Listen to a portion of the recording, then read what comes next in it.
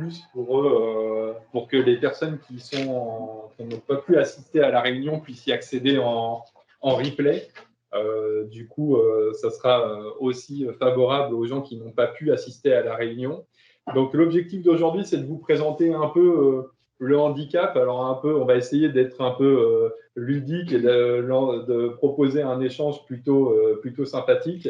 Il y aura plusieurs intervenants. Avant de faire le tour de table, je vais juste, c'est toi qui as la présentation, je vais juste vous rappeler la semaine, comment elle va s'articuler. Donc, il y a des ateliers en distanciel, dont l'atelier de ce midi, la cérémonie d'ouverture, dans lequel vous allez trouver 3 intervenants. Donc, Damien, notre référent externe sur le handicap. Donc, Damien Caillot, on y reviendra juste après.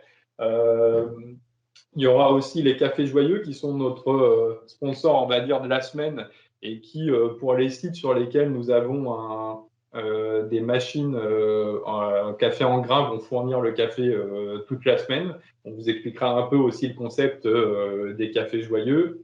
Et du coup, il y aura aussi Mathieu Bossredon. Alors, Mathieu Bossredon, c'est un sportif de haut niveau que nous sponsorisons à l'échelle de la société.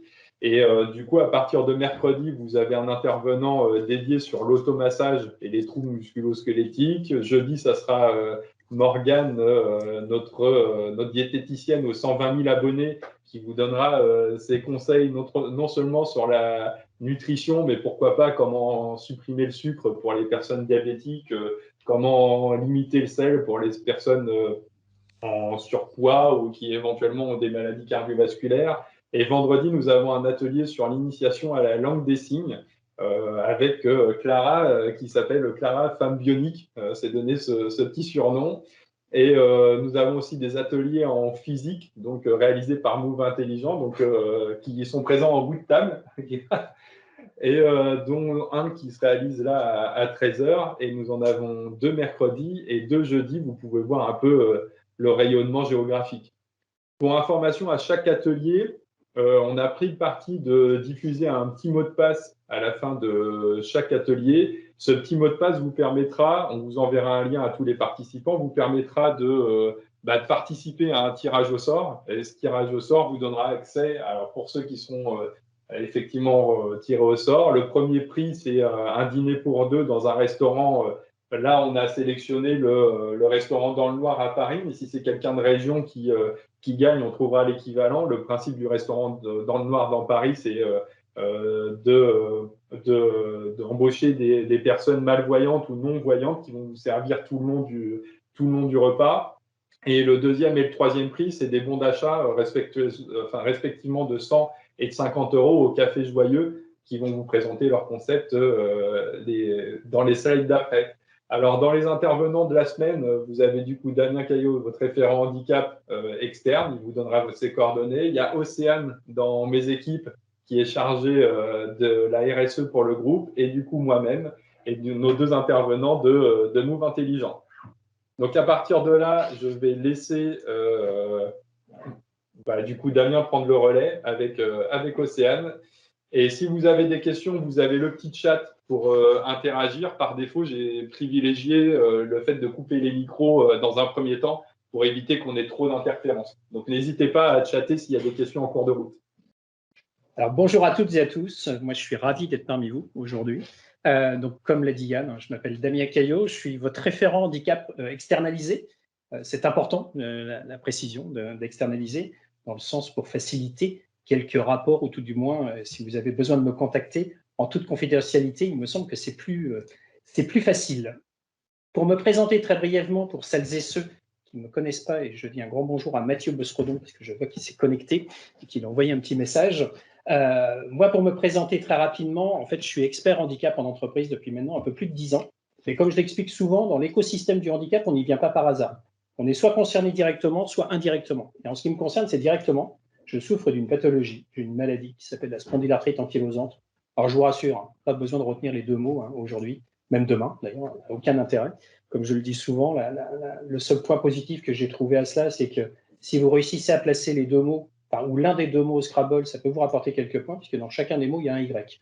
Donc, ça vaut 10 points. Voilà, mais c'est vraiment le seul point positif que j'y ai trouvé. Au-delà de ça, c'est un rhumatisme inflammatoire et c'est la consolidation, en fait, de la colonne vertébrale. Et le surnom de la maladie, c'est la colonne bambou, pour représenter justement la colonne vertébrale. Une fois que j'ai dit ça, c'est qu'en fait, moi, comme je vous l'ai expliqué, ça fait un peu plus de 10 ans que je fais ce métier-là, mais en fait, auparavant, j'étais dans complètement autre chose. J'ai fait une école de commerce, moi j'ai fait Subdeco Poitiers, et je suis rentré dans un groupe qui, je pense, vous devez connaître au moins deux noms, qui s'appelle Pernod Ricard, dans lequel j'ai différentes fonctions. Donc, je vois des sourires déjà à la table, et j'imagine qu'il y en a certains sourires aussi derrière vos écrans, ou tout du moins devant vos écrans. Tout ça pour vous dire, en fait, moi j'ai eu une carrière où j'avais un sentiment d'être un peu comme sur une autoroute, entre guillemets, sauf que le jour où on est venu me diagnostiquer ma maladie, et surtout le jour où la médecine du travail est venue dire, mais monsieur Caillot, vous pouvez continuer d'exercer votre métier, mais plus utiliser la voiture, le train et l'avion comme vous le faites pour vos déplacements. À l'époque, j'étais directeur commercial d'une filiale vinicole de ce groupe. J'avais un peu plus de 60 commerciaux sur la France entière. Vous vous doutez bien que quand on vient vous dire de ne plus utiliser la voiture, le train et l'avion pour vos déplacements, c'est un peu plus compliqué, sachant que même si Internet existait déjà à l'époque, mais la visio, comme on l'a découvert, ou tout du moins comme on l'a développé là, depuis 18 mois, à l'époque, c'était bien évidemment hors sujet, ou tout du moins ça n'existait pas encore. Donc je me suis réorienté. Je suis parti 10 mois en formation RH pour m'installer en tant qu'expert handicap en entreprise, pour avoir créé un cabinet de conseil et de stratégie qui s'appelle Quid, et pour avoir développé depuis l'année dernière une plateforme digitale de sensibilisation au handicap qui s'appelle Gamino. Juste pour la petite histoire, on a reçu par la GFIP le prix activateur de programme pour la plateforme digitale comme étant le meilleur outil de sensibilisation et de communication. Voilà, c'était juste ça, ma petite flatterie. C'est de l'autosatisfaction.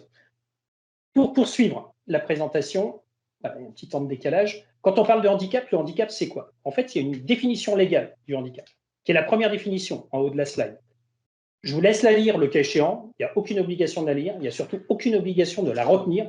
Pour la bonne et simple raison, c'est qu'à mon sens, elle est quelque peu imbitable, cette définition, parce que je ne suis pas convaincu que toutes les personnes en situation de handicap, et vous allez voir que le handicap peut être sous différentes formes, sous plein de formes différentes, je ne suis pas convaincu que tout le monde se reconnaisse dans cette définition. Nous, on en a une autre dans le cabinet, c'est celle que moi j'ai indiquée, qui est donc la deuxième, qui est beaucoup plus synthétique, qui veut dire, de manière générale, le terme handicap désigne toute personne sujette à rencontrer des obstacles dans l'accomplissement d'activités courantes, je serais tenté de dire, et pour prolonger le propos, tant dans sa vie personnelle que dans sa vie professionnelle. Et en fait, c'est ça le handicap tel qu'il est. Il faut savoir une chose, c'est que la langue française, qui est d'une richesse inouïe, qui a parfois sur certains mots 5, 10 synonymes, parfois même encore bien plus, le handicap est un des rares mots de la langue française à n'avoir aucun synonyme. Enfin, pour tout vous dire, les Québécois qui sont souvent en avance sur nous sur l'utilisation de la langue française, pour mille et une raisons, mais entre autres, les Québécois n'utilisent pas le handicap, utilisent autrement capable ou capable autrement. Peut-être à développer, peut-être une idée à mettre en place par la suite. Justement, quand on parle de handicap, on va parler de chiffres clés. Et le handicap, ça représente combien de personnes? Eh bien, en France, le handicap, c'est 12 millions de personnes. Et c'est quoi, du coup, qui ne marche pas? Pardon. Ah, Il y a un souci technique. Non, c'est quelqu'un qui a laissé son micro ouvert, peut-être. Okay. Tout simplement. Donc, en fait, 12 millions de Français sont touchés par au moins un handicap, ou parfois même plusieurs, quand on parle de multi-handicap ou de polyhandicap. 12 millions de Français. Ça fait entre une personne sur 5 et une personne sur 6, puisqu'on est à peu près 66 ou 67 millions d'habitants. Et à ces 12 millions de personnes touchées par un ou plusieurs handicaps, il faut y ajouter aussi les aidants. Un aidant, c'est une personne qui a dans son entourage proche, ascendant, descendant, c'est-à-dire soit des parents, soit des enfants, ça peut même être un frère, une sœur, dont on s'occupe au quotidien pour des tâches, soit pour s'habiller, pour se nourrir, pour des déplacements ou autres. Et là, il y a 11 millions de personnes. C'est-à-dire qu'en France, il y a 23 millions de personnes touchées de manière extrêmement proche par le handicap. Et je vous rappelle, nous sommes 66 millions d'habitants. C'est-à-dire une personne sur trois est touchée, entre guillemets, par une forme de handicap de manière directe ou d'une manière indirecte. Le handicap le plus représenté, je serais tenté de dire, dans le monde de l'entreprise, c'est le handicap psychique. Le handicap psychique, c'est 700 000 personnes en France. Le handicap psychique, ça peut être la bipolarité, la schizophrénie, les TOC. Il peut y en avoir d'autres. Bien évidemment, le but, ce n'est pas de vous faire un inventaire à l'après-vert. Ce serait ridicule et ce ne serait pas efficient. Autre chiffre clé, quand on parle de handicap, si on avait eu le temps de faire un sondage là entre nous, je pense que si je vous avais demandé ce qu'était pour vous le handicap, je suis convaincu qu'au moins 7 ou 8 personnes sur 10, vous m'auriez répondu le fauteuil roulant ou quelqu'un en fauteuil roulant, qu'on appelle PMR, ces personnes à mobilité réduite. Pourquoi? Parce que très souvent, on utilise le logo et le pictogramme du fauteuil, Mathieu, si je te vois sourire, je te vois sourire à l'écran parce que j'ai eu la chance de t'avoir en vignette. Mais en fait, tout simplement, alors, on utilise le pictogramme à bon escient quand on parle de place de parking, quand on parle d'accès au bâtiment, quand on parle d'accès aux toilettes, ça c'est une évidence. Ensuite, quand on parle de handicap en général, on a tout tendance à le représenter par le fauteuil roulant. Ce qui n'est pas toujours à bon escient. Quand tu interviendras tout à l'heure, Mathieu, tu pourras aborder le sujet d'ailleurs. Ce sera avec grand plaisir. Mais en fait, tout ça pour vous dire, les personnes en fauteuil roulant et les personnes PMR, ça représente 2% des personnes en situation de handicap. Donc ça veut dire que 98% ne sont pas en fauteuil roulant, il était important de le rappeler. Dans le monde de l'entreprise, 80% des handicaps sont invisibles. Alors à cela, ils sont non seulement invisibles et avec deux particularités. C'est que très souvent, la personne qui est touchée par un handicap invisible va faire en sorte de le rendre plus invisible qu'il ne l'est, ce qu'on appelle des solutions d'évitement, parfois. Enfin, je ne dis pas toujours, mais ça arrive fréquemment. Et puis, l'autre paramètre avec le handicap invisible, c'est qu'aux yeux des autres, il peut paraître inexistant. C'est-à-dire qu'on va considérer que la personne n'est pas en situation de handicap. Et là, pour le coup, c'est vraiment sur cet accent-là. Il faut vraiment mettre l'accent en termes de communication, de formation et d'information, on va dire sur les handicaps invisibles. Mais vous allez comprendre que le handicap invisible, c'est pas entre guillemets, vous n'allez pas au CHU ou dans l'hôpital de votre ville ou dans les grands hôpitaux parisiens, on ne va pas dans un service d'handicap invisible. Ça n'existe pas. En fait, le handicap invisible, vous allez vous en apercevoir, est sous 1001 formes et on en parlera après. Le handicap, malheureusement, est à une première place dont on se passerait bien. C'est la première source de discrimination à l'embauche en France. Sur les derniers résultats de 2020, c'était malheureusement encore le cas. Alors, je vous rassure, hein, si le handicap était deuxième ou troisième, on n'en serait pas plus fier. L'idéal, ce serait qu'il n'y ait plus de discrimination à l'embauche. Ça, c'est un vœu pieux sur lequel il faut aussi travailler. Donc, la dimension inclusive et la dimension anti-bienveillante et anti-accueillante de l'entreprise et du groupe passe nécessairement aussi par ça. Et puis, le taux de chômage des personnes en situation de handicap est plus du double du reste de la population, puisqu'en 2020, il était encore de 19%, alors qu'il est de 8-9%. Sur les derniers chiffres, il est même plus proche de 8, je pense, mais il est de 8-9% pour le reste de la population. Voilà pour les chiffres clés qu'il était important de vous diffuser.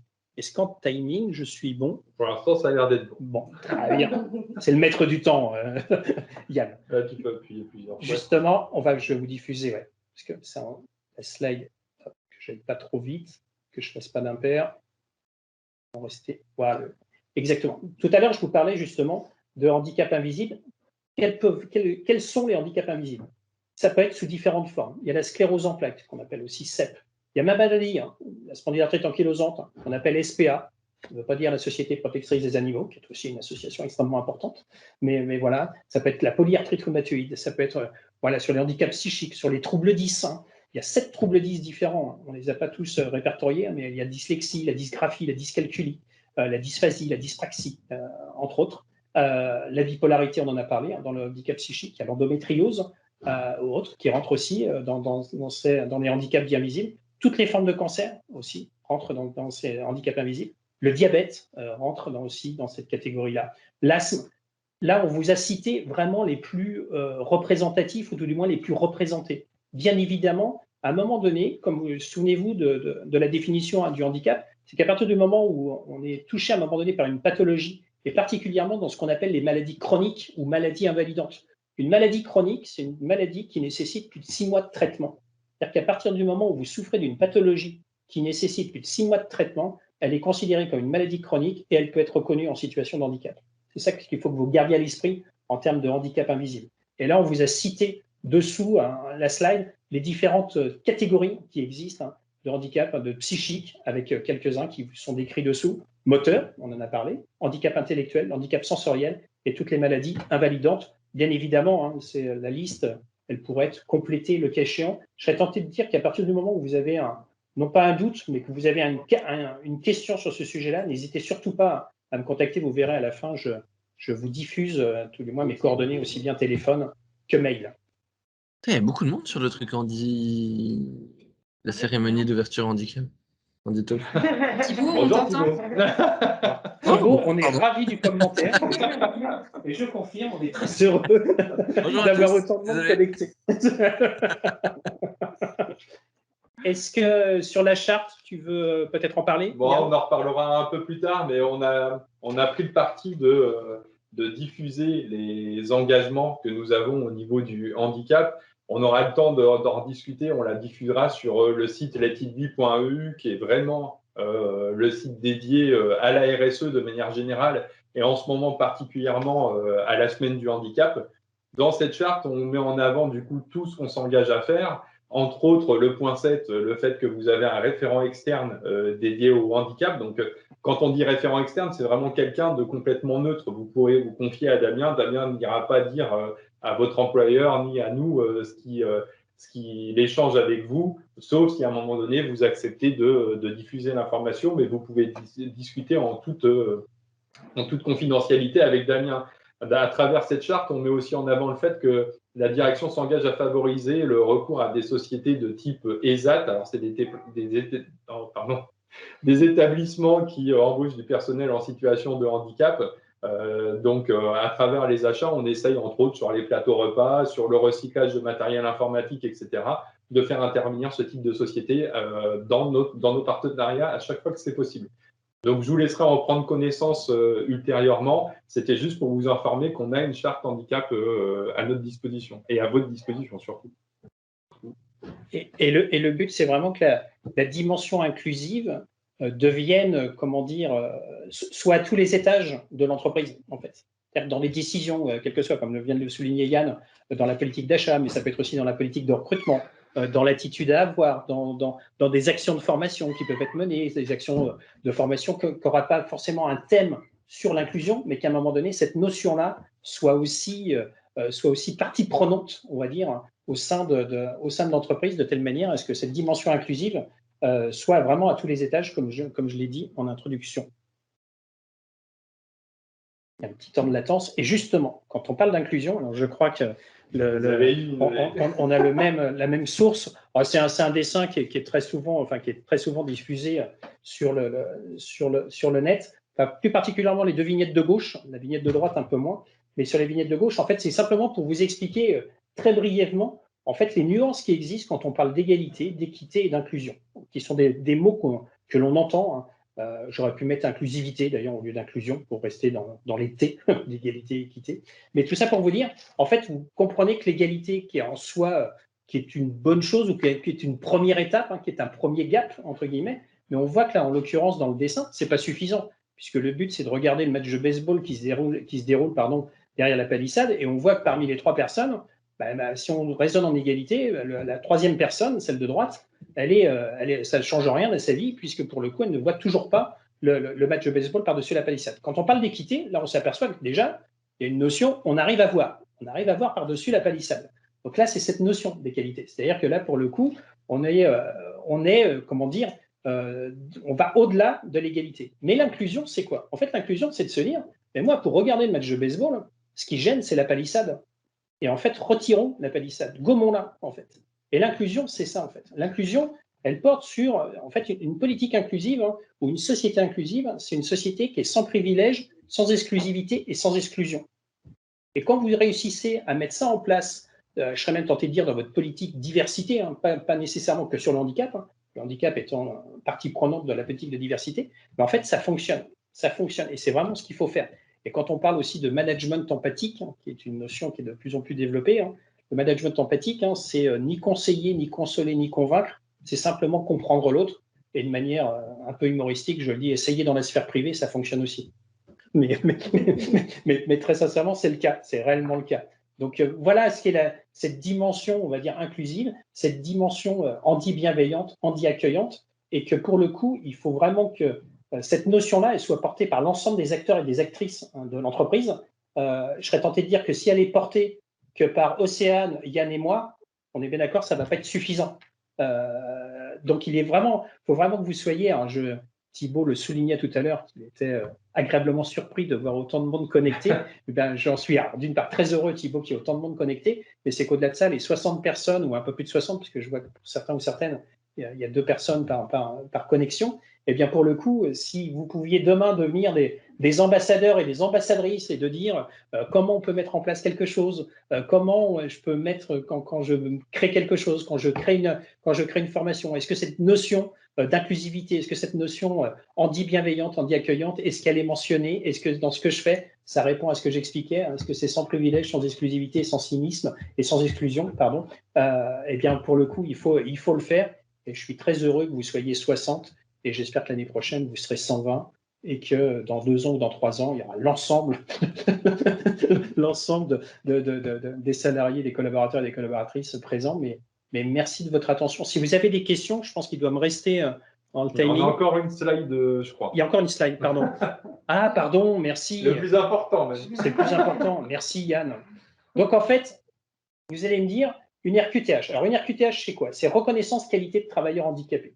En fait, quand on est en situation de handicap, quand vous savez, hein, souvenez-vous à la définition que je vous ai donnée tout à l'heure, vous avez une pathologie, un trouble ou un traumatisme, il y a un dossier qui est à constituer, qui est un dossier administratif, qui est à constituer auprès de la MDPH. Alors, je suis désolé pour les sigles, hein, le monde du handicap ne fait pas exception aux autres secteurs d'activité, hein, on aime les sigles, les acronymes. En l'occurrence, en termes de sigles, donc la MDPH, c'est la Maison départementale des personnes handicapées, de votre lieu de résidence, je précise bien, ce n'est pas du lieu d'implantation de votre entreprise, c'est de votre lieu de résidence. Vous constituez votre dossier et quand la MDPH vous répond et que vous avez cette notification, donc cette fameuse RQTH, cette reconnaissance qualité de travailleur handicapé, quels sont en fait les avantages et bénéfices pour vous à vous déclarer auprès de votre employeur? Parce que comme je le dis souvent, avoir une RQTH sans se déclarer auprès de son employeur, c'est aussi utile qu'une brosse à cheveux pour quelqu'un qui perd ses cheveux. Je monte mon crâne parce que ça me concerne, je ne me serais pas permis autrement.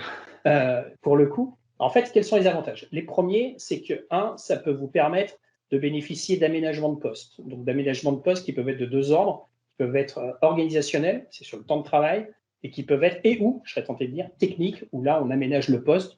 Si vous êtes dans un poste sédentaire, ça peut être un bureau modulable, ça peut être un fauteuil ergonomique, ça peut être des logiciels différents. Si vous êtes sur des postes itinérants, ça peut aller jusqu'à l'aménagement du véhicule ou autre, donc ça sur l'aménagement de poste.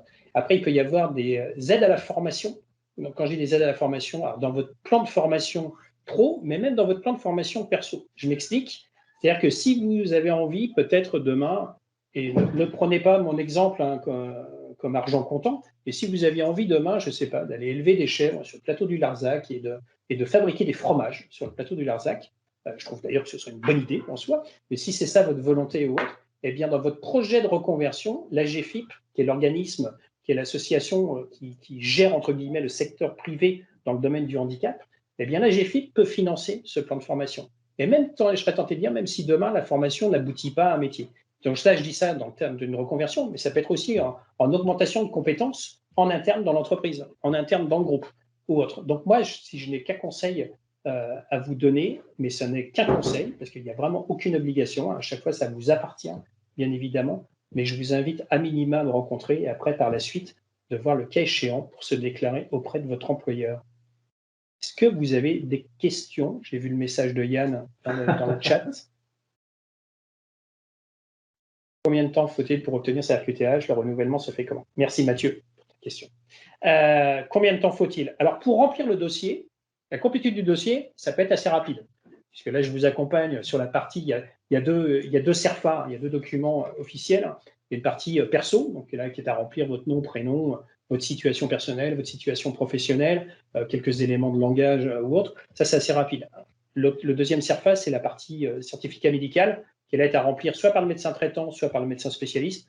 Quelquefois, c'est un peu long parce qu'il tarde un peu parfois à le remplir, mais je serais tenté de dire en 1 mois, ce dossier-là peut être constitué. Ensuite, ce qui est très long, c'est la décision de la MDPH. La MDPH, elle statue sur des commissions qui se réunissent, alors parfois plusieurs fois par mois, parfois qu'une seule fois par mois, et en fait, la décision peut parfois prendre quelques mois. C'est-à-dire, en l'occurrence, le gouvernement, le secrétariat d'État de Sophie Cluzel explique que la réponse, normalement, est sous 6 mois maximum. Il y en a certains qui sont en dessous. Je connais des MDPH qui répondent sous 3-4 mois. J'en connais certaines qui répondent sous 6 mois. Malheureusement, j'ai quelques exemples, qui sont les moins nombreux, fort heureusement, mais j'ai quelques exemples de certaines MDPH qui tardent un peu à répondre et qui dépassent très largement ce délai de 6 mois. Néanmoins, ce qu'il faut savoir, c'est que dès la complétude du dossier, la MDPH envoie un accusé-réception de la complétude du dossier, et déjà l'accusé-réception permet d'engager certaines choses en termes de reconnaissance ou autre en interne dans l'entreprise. Donc ça, c'est déjà le premier point. Et le renouvellement, puisque Mathieu, tu avais 2 questions en une, sur le renouvellement, eh bien le renouvellement, une fois que vous avez la RQTH, qui est normalement, globalement, le plus courant d'une durée de 5 ans, dans certains cas, elle peut être accordée à vie, c'est-à-dire que là, depuis maintenant 2020, depuis le 1er janvier 2020, sur certaines situations, malheureusement, quand la situation, on sait qu'elle ne peut la personne ne pourra pas retrouver soit l'usage de ses membres, soit de retrouver, de pouvoir guérir de sa pathologie. Elle peut être accordée à vie, mais en règle générale, quand même, le plus souvent, c'est de 5 ans. Et il y a un renouvellement qui est à effectuer. Et ce renouvellement doit se faire 6 mois avant la date de l'échéance. Sachant que la MDPH ne vous prévient pas de cette date d'échéance. Je dis ça parce que vous vous doutez bien que la RQTH, ce n'est pas le document qu'on regarde tous les matins. C'est-à-dire qu'une fois que vous l'avez, généralement, vous stockez ça dans un dossier chez vous, vous l'avez peut-être remis à votre employeur, mais après, c'est quelque chose que vous ne regardez plus. Et même si on s'est mis des alarmes éventuellement sur son téléphone portable ou sur son ordinateur, il est très rare d'avoir un matériel qui est fait 5 ans, aussi bien en termes de téléphone qu'en termes d'ordinateur. Donc très souvent, on en a changé, l'alarme n'est pas toujours là. Je vous le dis parce qu'en fait, il est vraiment très conseillé de vraiment faire le renouvellement 6 mois avant la date d'échéance. Donc, il vaut mieux s'y prendre plutôt que trop tard. Est-ce qu'il y a une autre question? Et si Mathieu, tu en as une autre, tu peux aussi me la poser, bien évidemment. Sinon, on vous laisse réfléchir aux questions que vous pouvez avoir au fur et à mesure. Et on peut passer la parole du coup à Sophie, qui du coup pourra réactiver son micro, je pense. Bonjour. Bonjour. Et du coup, Sophie va vous présenter un peu le principe des cafés joyeux. Alors, Sophie, on a 15 minutes. On essaiera de laisser la place à Mathieu après d'aborder aussi sa présentation. N'hésitez pas à me dire quand on passe d'une slide à l'autre. On a tout réintégré dans la présentation. Du coup, à vous de jouer. Oui. C'est bon, tout le monde m'entend bien? Bon, bah écoutez, je suis ravie d'être avec vous. Donc, je me présente, je m'appelle Sophie, je travaille au Café Joyeux. Je suis en charge du développement de la marque commerciale Café Joyeux en grains, capsules et moulus. Je travaille chez Café Joyeux depuis 3 ans. L'entreprise existe depuis 4 ans, donc je suis là depuis presque le début. Café Joyeux, initialement, en fait, ce sont des cafés-restaurants solidaires qui ont été fondés par Yann et Lidvin Bucaille, avec pour objectif en fait de proposer du travail en milieu ordinaire à des personnes porteuses de handicap mental et cognitif. Je ne sais pas si on peut passer les slides. Donc en fait, notre constat aujourd'hui, c'est qu'il existe en France aujourd'hui plus de 700 000 personnes qui sont porteuses de handicap mental, donc avec tout le spectre de troubles autistiques. Il y a plus de 65 000 personnes porteuses de handicap de trisomie 21.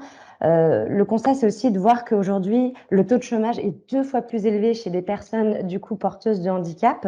Et aujourd'hui, seulement 0,5% de ces personnes travaillent en milieu ordinaire. On peut passer.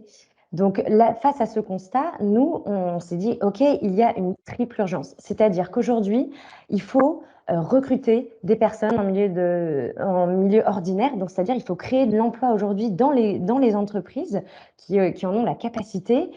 L'idée, c'est aussi de former toutes ces personnes pour en fait augmenter leur employabilité et leur autonomie. Donc aujourd'hui, des personnes qui sont formées dans un corps de métier, notamment nous, par exemple, au métier de la restauration, et bien demain, le fait qu'elles aient été formées chez nous font qu'elles pourront travailler ailleurs, dans une autre structure ordinaire que la nôtre. Et bien évidemment, c'est changer le regard sur le handicap.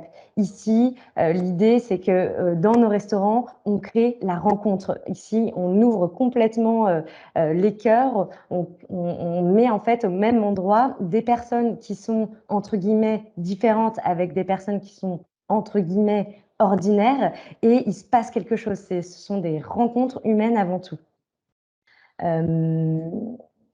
Voilà, nous, aujourd'hui, Café Joyeux, notre leitmotiv se base sur tout simplement 3 valeurs. Beau, tout simplement parce que nos restaurants, on travaille avec des architectes d'intérieur et tous nos lieux sont beaux. Donc là, par exemple, derrière moi, vous avez ici le Café Joyeux éphémère des Champs-Élysées, et donc pour laquelle on a un architecte d'intérieur qui est venu. On travaille avec la Redoute pour le mobilier. Enfin, on a des cafés qui donnent envie de franchir la porte. Bon, pour la simple et bonne raison qu'aujourd'hui, nos équipiers cuisinent absolument tout. C'est fait maison, ce sont des cuisines ouvertes. Vous pouvez voir concrètement le travail de nos équipiers. Les recettes sont faites maison avec des produits de saison et pour la plupart du temps bio. et vrai, tout simplement parce que ici on sert avec le cœur. C'est-à-dire qu'aujourd'hui, ce sont des équipiers joyeux. Chez nous, c'est comme ça qu'on appelle les personnes qui travaillent et qui sont porteuses de handicap mental. Ce sont des personnes sans filtre qui vont vous servir tout simplement avec fierté votre repas ou votre café. Aujourd'hui, voilà, donc on a nos richesses humaines. Aujourd'hui, Café Joyeux, c'est 87 équipiers joyeux employés en CDI. On existe depuis 2017, donc ça fait 4 ans qu'on existe et depuis, on a justement recruté du coup 87 équipiers joyeux. On a une équipe de 35 personnes managers et encadrants en cuisine et on a à peu près 26 personnes au siège. On a ouvert du coup 4 restaurants joyeux, mais on ne veut évidemment pas s'arrêter en si bon chemin. Donc le premier a ouvert initialement à Rennes en 2017. Voilà, c'est un projet breton avant tout. Puis très rapidement, on a ouvert du coup à Paris, dans le quartier de l'Opéra. On a ouvert un café éphémère aux Champs-Élysées. Alors ce projet-là existe grâce à la solidarité d'autres entreprises. Il se trouve que c'est Groupama Immobilier qui nous prête généreusement les murs et qui en fait est tombé complètement fan de notre projet et a voulu donner, on peut même parler plus qu'un coup de main. Là, on parle d'une aide tellement généreuse qu'aujourd'hui, on est toujours là en se disant mais quelle chance on a. Et donc voilà, on est sur la plus belle avenue du monde et on a également ouvert du coup en juin 2020 un café joyeux à Bordeaux. Pour ces ouvertures-là, ça s'est rendu possible évidemment grâce aussi à notre marque de café. Alors je ne sais pas si on va avoir le temps, si on a largement le temps, si jamais c'est possible de lancer cette vidéo, elle dure 2 minutes. Du coup, j'ai pas de lien vidéo dans la présentation. Ah, même quand on clique dessus? Ah, bah, c'est parce que c'est repassé en PowerPoint. Ouais, c'est en PPT, donc je ne vais pas avoir, moi. Il n'y a pas de problème. Donc, en fait, ici, c'était un reportage sur France Télévisions de Charlotte, qui est équipière chez nous, aux Champs-Élysées, et qui explique en fait un peu son parcours sur le fait que, voilà, aujourd'hui, elle a 32 ans et elle a un handicap mental qui fait que pour effectuer des tâches au quotidien, elle a une fatigabilité qui est beaucoup plus forte que chez les personnes ordinaires. Elle ne sait pas lire. Elle a des problèmes d'élocution, elle a des problèmes de compréhension. Il faut lui répéter plusieurs fois pour qu'elle arrive à bien comprendre la chose qu'on lui demande.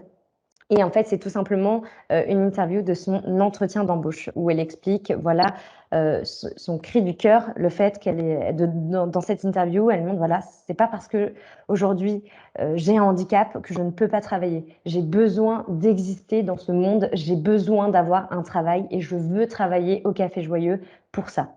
Et là-dessus, voilà, nous, ça, évidemment, quand on a ce genre de témoignage, on se dit, mais on peut faire encore mieux. Nous, aujourd'hui, Café Joyeux, on souffre du fait de ne pas avoir assez de restaurants pour pouvoir justement employer encore plus de personnes.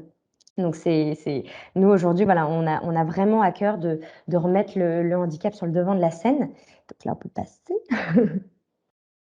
Et donc, voilà, comme je le disais tout à l'heure, là, vous avez un peu un pêle-mêle d'images du quotidien. Nos équipiers, du coup, cuisinent eux-mêmes toutes les recettes et vous pouvez venir à tout moment de la journée. Sur la slide d'après, du coup, vous voyez qu'on a 4 moments tout simplement de consommation. On a le petit déjeuner, le déjeuner, une pause goûter et l'apéritif. On fait des planches apéro. Juste après. Et voilà. Et par exemple, aujourd'hui, on a des phrases comme ça du quotidien. Donc, qu'est-ce qu'il y a au menu aujourd'hui? De l'amour et du bonheur. Et ça, par exemple, c'est Louis, qui est équipier au Café Joyeux Opéra chez nous, qui peut vous sortir ce genre de pépites. Ce qu'il faut savoir, c'est qu'au Café Joyeux, on prend le temps. On prend le temps de bien servir. Alors peut-être que oui, parfois, quand vous franchissez les portes de nos restaurants, il y en a qui viennent parce qu'ils savent, ils connaissent notre concept et parfois il y a des personnes qui viennent un peu des 4 coins de la France si ils sont de passage à Paris, à Rennes ou à Bordeaux pour tout simplement découvrir notre concept et vivre un moment joyeux. Mais il y a des personnes parfois qui ne connaissent pas notre structure et qui rentrent un peu par hasard. Il y a des moments où on a déjà vu des personnes un peu buggées en se disant « Ah, mais enfin, il se passe quelque chose. Est-ce que je suis au bon endroit? Est-ce que j'ai le droit d'être là ?» Et c'est pour ça qu'en fait, à chaque poste au Café Joyeux, à l'accueil, vous aurez toujours une personne, un équipier qui est là en fait à l'accueil et qui va vous accueillir pour vous rassurer en vous disant « Oui, oui, vous êtes au bon endroit. Si vous voulez déjeuner ou prendre un café, vous êtes la bienvenue. » On peut passer. Donc, voici un peu une carte de notre développement. Donc, voilà, aujourd'hui, Café Joyeux. Et là, ça tombe bien. Si Ouais. vous permettez, Sophie, ça tombe bien. On avait une question pour demander quand est-ce qu'était prévu le 5e Café Joyeux à Lyon. Et ben, je vais vous répondre très, très justement dans cette slide Café Joyeux. Donc, bien évidemment, on est en plein développement. Nous, aujourd'hui, voilà, pour d'ici 2025, on aimerait ouvrir 30 Cafés Joyeux en France. Donc, c'est évidemment un projet très ambitieux, mais chez nous, l'ambition, c'est une promesse pleine de joie. On rejoint encore Nantes, évidemment. En fait, aujourd'hui, on a 4 restaurants ouverts et on s'apprête à ouvrir 3 cafés d'ici la fin de l'année, donc 2021. On ouvre un café, pour tout vous dire, demain. Demain, on a l'inauguration de notre Café Joyeux à Paris Olympia. C'est dans le quartier de la Madeleine, pile en face du Café Olympia. Alors, c'est l'inauguration, mais il va ouvrir fin novembre pour le grand public. Là, c'est vraiment la petite l'ouverture pour des invités de marque, etc. On ouvre un café à Lyon, du coup. On ouvre le 8 décembre à Lyon. Ça sera le croisement de la rue de la Ferrandière avec la rue des Quatre Chapeaux. C'est sur la presqu'île de Lyon. Et donc, on s'est dit, voilà, le 8 décembre, c'est la fête des Lumières. Donc, quoi de mieux qu'en plus de ça, d'ouvrir un café joyeux ce jour-là. Ça a beaucoup de signification pour nous. Donc, voilà, comme vous pouvez voir, on a des dizaines de projets d'ouverture aux 4 coins de la France. Et ces ouvertures-là, elles sont rendues possibles grâce aux particuliers et aussi aux entreprises. Pourquoi ? Slide après, parce que pour financer tout ça, on a lancé une gamme de cafés de spécialité. Donc, aujourd'hui, on a conscience que nos cafés, aujourd'hui, on a à cœur que chaque café atteigne sa rentabilité. L'idée, c'est que, bien évidemment, aujourd'hui, nous, on est une entreprise, donc on a un but lucratif. Nous ne sommes pas une association, nous ne sommes pas une structure spécialisée ou adaptée. L'idée, c'est de prouver que, justement, les personnes porteuses de handicap ont complètement leur place au sein des entreprises ordinaires et donc prouver en fait ainsi leur employabilité et leur rendement entre guillemets économique comme une personne ordinaire.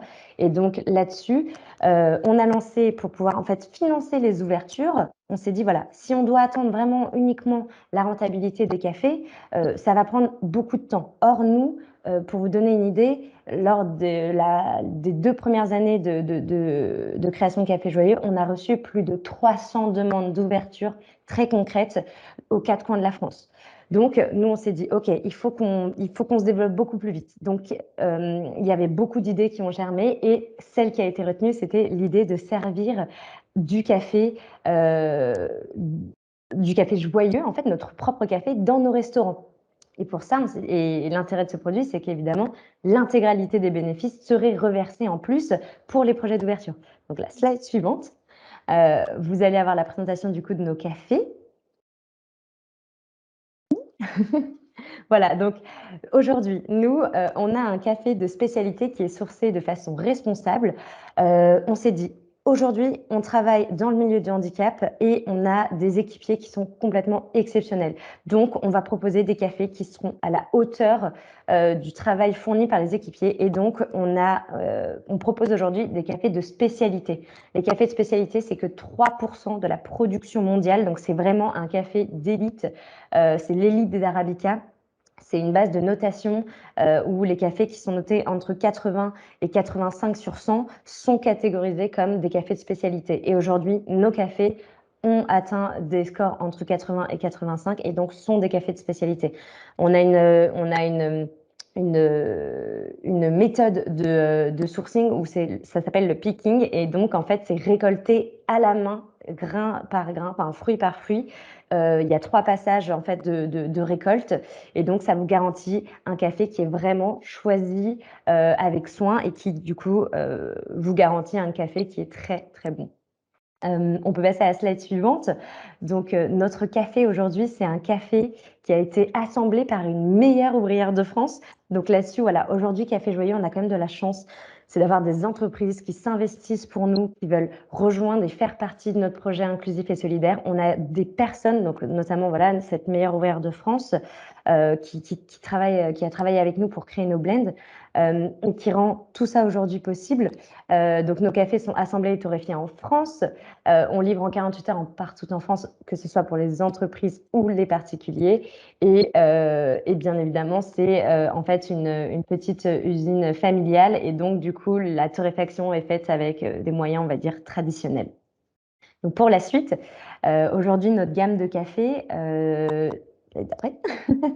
on a une gamme de 6 cafés de spécialité qui sont disponibles en grains moulus et en capsules. On a un décaféiné qu'on appelle le décalé, et on a un qui a le label bio, donc c'est le naturel bio. Là-dessus, nous, voilà, on reste joyeux. Donc, effectivement, notre marque a des petits noms de café un peu rigolos. Et le numéro 2, l'extraordinaire en bleu, c'est le café qu'on sert dans tous les cafés joyeux. Donc demain, quand vous irez boire un café, j'espère, au Café Joyeux, eh bien sachez que c'est ce café-là que vous allez boire. Et c'est également le café qu'on sert principalement dans les entreprises. Donc c'est prévu qu'en tout cas, dans la vôtre, on boira du Café Joyeux très prochainement, si ce n'est peut-être déjà le cas. Pour la suite. Voilà, donc ça, c'est pour chez vous aussi, parce que bien évidemment, votre entreprise contribue à notre projet, mais vous pouvez également, vous, à votre échelle, en tant que particulier, boire du café joyeux.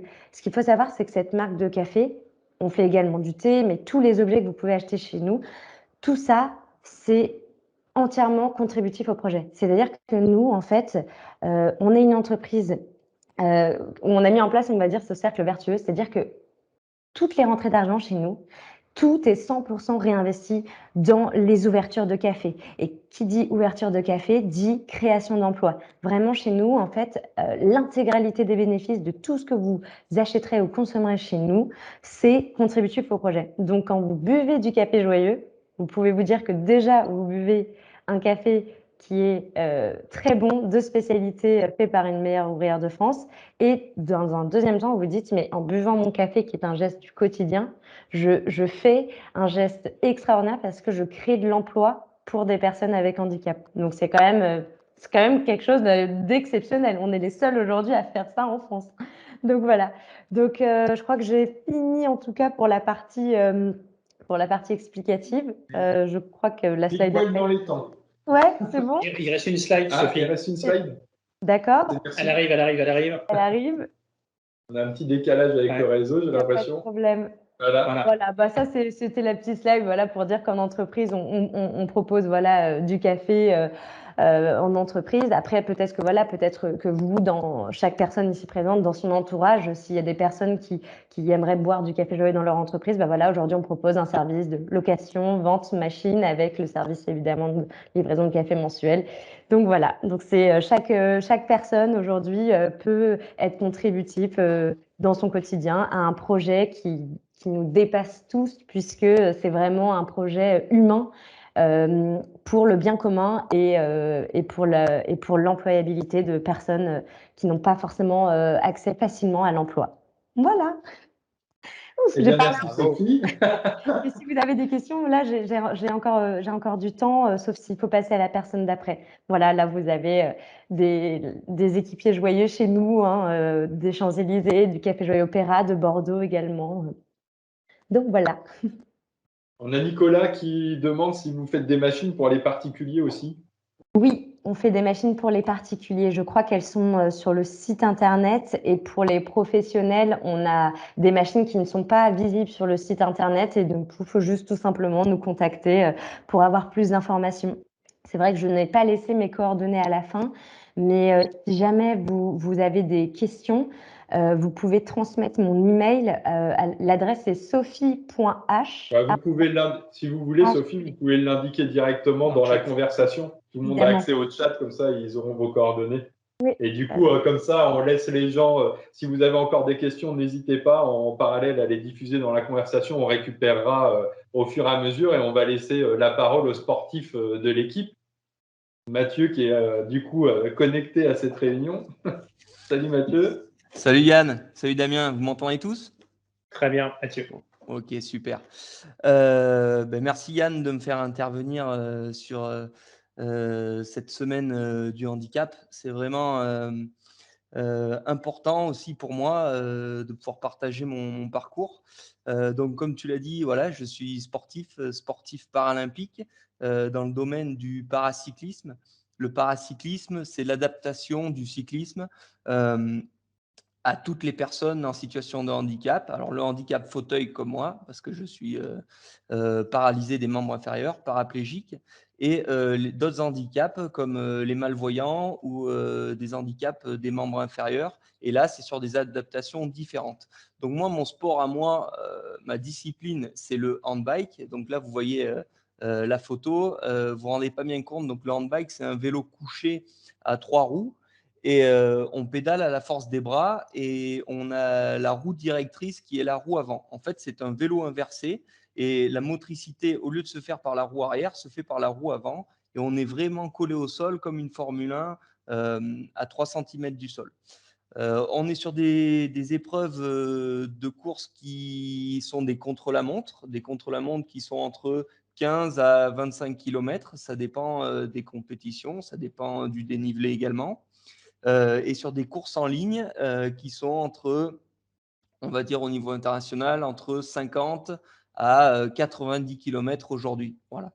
Et on est à peu près, pour vous donner un ordre d'idée, parce que c'est difficile d'imaginer, on est sur des moyennes horaires qui aujourd'hui, dans ma catégorie, sont entre 40 et 45 km/h. Donc ça commence à rouler assez vite.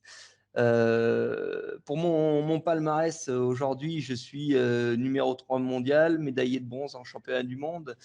J'ai été 4e aux Jeux paralympiques de Rio. Effectivement, j'aurais pu ramener cette médaille de bronze à Rio. Et voilà, j'ai eu un manque de lucidité, ce qui m'a coûté cette médaille. Aujourd'hui, je suis également 10 fois champion de France, dont 2 nouveaux titres le mois dernier, en contre-la-montre et en course en ligne. Donc voilà, ça c'est un petit peu pour la partie sportive. Aujourd'hui, donc effectivement, je suis suivi dans ce domaine-là par AFD. Très heureux de pouvoir contribuer à l'image de la société et également participer avec vous sur des interventions comme aujourd'hui. Donc moi, il y a la partie sportive et il y a la partie professionnelle également. Donc j'ai une licence de commerce que j'ai fait à Chambéry en sport-études. Et donc derrière, j'ai essayé de trouver un premier emploi qui pouvait me permettre d'être à la fois sportif de haut niveau et également travailler, parce que j'ai toujours eu cette envie de travailler, de faire partie de la société. Comme on l'a dit tout à l'heure, c'est hyper important, le monde du travail pour une personne en situation de handicap. Ça permet d'intégrer la société et de se sentir un peu comme tout le monde. Alors, même si j'aime pas trop ce terme, mais voilà. Michael Jérémiaz, lui, dit prône le droit à l'indifférence. C'est-à-dire que si on veut aller travailler, on peut aller travailler comme tout le monde. Si on veut aller faire ses courses, on peut aller faire ses courses comme tout le monde. Si on veut aller partager un moment de culture, on peut le faire comme tout le monde. Donc aujourd'hui, l'importance d'avoir des entreprises handi-accueillantes, c'est de pouvoir ne plus faire de différence. Alors tout à l'heure, Damien, tu l'as dit, les 3 différences entre l'égalité, l'équité et l'inclusion. Voilà, déjà, quand on a de l'équité, c'est déjà pas mal. Et effectivement, quand on arrive à être dans l'inclusion, c'est quand même quelque chose d'assez extraordinaire. Aujourd'hui, donc voilà, moi j'ai ce parcours. J'ai travaillé chez Decathlon. J'ai travaillé également dans le commerce de produits de matériel électrique, chez un grossiste en matériel électrique. Et ce que je peux vous dire, c'est que la première difficulté qui arrive, c'est l'embauche. l'embauche, lorsque l'entreprise reçoit le CV et que vous avez tendance à mentionner votre handicap. Alors moi, effectivement, j'ai toujours fait partie des 2% ou des 3% dont tu parlais tout à l'heure, Damien, donc le handicap visible. Et je me disais toujours, Mathieu, il faut absolument que tu le marques parce que de toute façon, quand tu vas aller à l'entretien d'embauche, il y a un moment donné, le fauteuil, il va se voir. Donc, il faut que la personne soit au courant. Donc, mes premiers CV, je les ai toujours faits en mentionnant effectivement que j'étais paraplégique. Je donnais mon cursus scolaire, mes premières expériences de travail parce que j'ai travaillé dès l'âge de 16 ans dans le domaine de l'animation, camping, etc. Enfin, des petits travails d'étudiants. Donc, j'ai toujours donné mon cursus scolaire, comme tout le monde. Et pour un premier emploi à Decathlon, voilà, j'ai fait des CV, des demandes d'entretien, et il y a toujours eu des refus. Et un jour, je me suis dit, Mathieu, est-ce que tu n'essayerais pas d'enlever la notion paraplégique? Et je l'ai enlevé. Et dans la semaine où je l'ai enlevé, j'ai eu, sur la même entreprise qui est à côté de chez moi, à Brive-la-Gaillarde, j'ai eu une réponse. J'ai eu une demande d'entretien, alors que ça faisait des mois que sur cette entreprise, je me heurtais à un mur et je n'avais pas de réponse. Et donc, je me suis dit, tant pis, je dis rien et je vais à l'entretien d'embauche en fauteuil sans le mentionner. Et donc, effectivement, je vais à cet entretien en fauteuil. Et là, effectivement, comme tu l'as dit, Sophie, ben, les gens qui ne s'attendent pas forcément à rencontrer le handicap, peut-être pour la première fois pour certains, ben, il y a ce fameux bug. Il y a ce fameux bug où la personne, elle est déconcertée, elle ne sait pas quoi faire, elle ne sait pas comment nous parler. Et moi, je suis là pour venir à un entretien. Donc, je prends entre mes mains l'entretien et je dis ben, allons-y, on va faire l'entretien. Et donc, on s'installe dans la pièce. Donc, forcément, c'était une petite pièce exiguë. Ils n'avaient pas prévu de me recevoir. Donc, ça a été déjà compliqué d'accéder à l'entretien. Donc, on règle ce problème-là. Et après, premier entretien d'embauche pour moi, il a duré entre 1h30 et 2 heures. Donc, c'était quelque chose d'assez long quand même. Et j'ai eu que des incapacités. C'est-à-dire qu'on m'a demandé ce que je ne pouvais pas faire. Pendant 2 heures, on m'a demandé ce que je ne pouvais pas faire, là où je n'allais pas être performant. Et moi, à un moment donné, j'aurais dit, écoutez, je dis, moi, je ne fonctionne pas comme ça. Je vais vous dire ce que je suis capable de faire et je vais vous le prouver. Donc, comme vous êtes convaincu que je ne peux pas travailler dans votre société en étant en fauteuil, alors que c'était une entreprise qui prônait le handicap, hein, attention, mais pas le handicap fauteuil. Et je dis, moi, ce que je vous propose, c'est que vous me mettez à l'essai pendant 1 semaine et derrière, vous me dites si vous pouvez me garder ou pas. Et donc, moi, cette première semaine-là, j'ai vraiment mis les bouchées doubles. Des fois, j'en faisais même trop. Je montais dans les camions de réception pour décharger les camions de réception un peu comme je pouvais. Je montais aux grilles de présentation de produits à 2 mètres de haut pour faire pour mettre les produits en rayon alors qu'ils n'étaient pas du tout à ma hauteur. Enfin, je faisais plein de choses. Je traversais le magasin avec des vélos sur les épaules parce que j'étais responsable, j'étais au rayon cycle. Et donc, j'avais vraiment cette envie de prouver que j'étais capable, comme les autres, de travailler et d'avoir un emploi. Et une fois que j'ai passé ce mur de l'entretien, que j'ai réussi à avoir cette première semaine de test, à la fin de la semaine, ben, j'ai eu ce petit déclic de la société qui m'a dit ouais Mathieu, franchement voilà, on pensait vraiment pas que le handicap c'était ça, on pensait vraiment pas que tu étais capable de faire tout ça, et merci pour ce que tu nous as déjà apporté et ce que tu vas nous apporter, parce que là on vient de prendre conscience qu'en fait on peut intégrer des personnes en situation de handicap. Et voilà, derrière j'ai été embauché, j'y ai travaillé 2 ans, ça s'est toujours très bien passé. Après, il y a eu le rapport avec le client aussi, parce qu'il y avait le rapport avec bien sûr l'employé, et il y a eu un rapport aussi avec le client parce que j'étais face au client. Et comme j'étais responsable cycle, j'étais un technicien quelque part, et je devais recevoir le matériel des gens, faire du SAV, faire aussi de la réparation des fois. Et des fois, je voyais également euh, la réaction du client qui disait mais attendez, vous êtes tout seul, vous êtes sûr qu'il n'y a personne d'autre qui peut me renseigner, vous êtes sûr que vous êtes capable. Et des fois, moi, j'en jouais. J'ai toujours essayé d'amener par l'humour le changement des a priori. C'est-à-dire que je leur disais, pas de problème, monsieur. Je dis, oui, je suis tout seul en atelier. C'est moi le responsable cycle, c'est moi le mécanicien aujourd'hui. Mais si vous voulez réparer votre vélo tout seul et je vous fasse la facture derrière, il n'y a pas de souci. Donc, je vous explique. Vous prenez le vélo, vous le mettez sur le pied. Là, vous avez une clé de 15 pour les pédales. Là, vous avez des câbles de dérailleur, etc. Et donc, voilà, j'essayais de dérouiller les choses comme ça. Et la personne qui a commencé à me donner le vélo, c'est que j'avais gagné. Et donc voilà, j'ai essayé comme ça de faire changer un petit peu la vision du handicap en entreprise. Et aujourd'hui, avec Handiamo, aujourd'hui avec Damien, le message qu'on veut faire passer, c'est que déjà, il ne faut absolument pas, quand on est en situation de handicap, ne pas avoir peur de se déclarer. Aujourd'hui, quand même, sur 10, 20 ans de travail, les choses ont bien évolué et les gens commencent à être informés et formés. Donc, il ne faut surtout pas avoir honte aujourd'hui de se déclarer. Et derrière, au niveau de l'entreprise, de l'employeur, il faut avant tout rechercher les compétences du futur salarié plutôt que ses incapacités et ses incompétences qui des fois ne sont pas du tout en rapport avec le poste. Il y a des incapacités, par exemple moi si je veux faire un métier de bureau, je ne vois pas en quoi ma situation de fauteuil serait pénalisante. Voilà. Donc, quelle meilleure transition, Mathieu, parce qu'en ouais. fait, je vais revenir sur le logo justement qu'on a mis en place et déployé. En fait, on a notre logo, c'est Handi Apt. On a volontairement enlevé le côté handicap, qui a un côté un peu dans la sonorité un peu négative. Notre idée, c'était de dire que même si on a un handicap et qu'on est reconnu RQTH, eh ben, on est apte. En réalité, il y a une baseline qui est sous ce titre, qui est aucune différence, on juge que sur les compétences.